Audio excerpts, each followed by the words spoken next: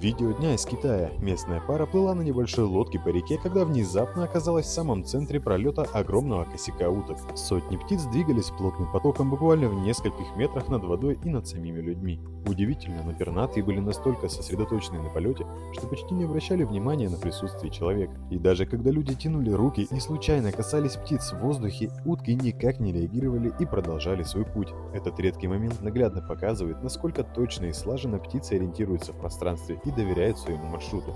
Иногда человек оказывается не наблюдателем, а всего лишь частью большого движения природы.